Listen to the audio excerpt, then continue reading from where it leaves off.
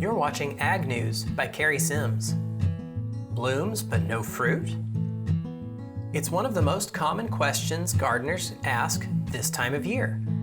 My vegetable garden looks great, the plants are healthy, they're blooming everywhere, but I'm not getting any vegetables. Usually, people immediately assume something is wrong. They blame disease, drought stress, poor seed, bad transplants, or fertilizer problems. Some decide they simply need to fertilize more. But in many cases, the real issue is much simpler: poor pollination. Before we get into the crops that require pollination, let's clarify something important. Not every garden plant depends on pollination for the part we eat. Leafy greens like lettuce, spinach, and cabbage do not require pollination for harvest. Neither do underground crops such as potatoes, onions, carrots, radishes, or turnips. In those cases, the leaf, stem, bulb, or root is what we eat, not the fruit produced after pollination. But once we start talking about tomatoes, peppers, okra, corn, beans, cucumbers, watermelons, and cantaloupes, pollination becomes critically important. And different vegetables are pollinated in very different ways. Tomatoes are mostly self-pollinated, but they still need help. The pollen must be shaken loose inside the flower, which is why vibration matters.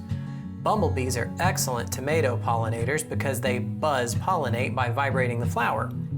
Wind movement can help too. Surprisingly, honeybees are not especially effective on tomatoes because the pollen is held tightly inside the bloom. Peppers are similar to tomatoes. Bumblebees and other native bees are quite helpful as their physical buzzing helps. Honeybees can help somewhat, but larger native bees and bumblebees are much more effective at shaking pollen loose inside the flower. Okra depends much more heavily on insects. Its flowers resemble hibiscus blooms and attract honeybees, bumblebees, and many native bees. Without insect activity, production drops quickly. Sweet corn is completely different. Corn relies almost entirely on wind pollination. Pollen falls from the tassels at the top of the plant down onto the silks developing on the ears. If pollination is poor, you'll see ears with missing kernels or poorly filled out tips. Beans, including snap beans and lima beans, are mostly self-pollinated. In many cases, pollination happens before the flowers even open. However, bee activity can still improve production. Then there are cucumbers, watermelons, cantaloupes, squash, and pumpkins. These crops are highly dependent on bees and other pollinating insects. Honeybees, bumblebees, squash bees, and many native pollinators play a major role in getting fruit to develop properly. Poor pollination in these crops often leads to misshapen fruit, small fruit that aborts early, or blooms that simply fall off without producing anything. Unfortunately, many gardeners unknowingly reduce pollinator activity around their own gardens. Spraying insecticides during the daytime when bees are active can reduce pollination dramatically. Even organic products can harm pollinators if applied improperly. An organic insecticide is still an insecticide. A better approach is to spray only when absolutely necessary and apply products late in the evening when bees are less active. Plant diversity also matters. Gardens surrounded by flowering plants tend to attract and hold more pollinators than gardens sitting alone in closely mowed turf grass. And sometimes the solution is simply patience.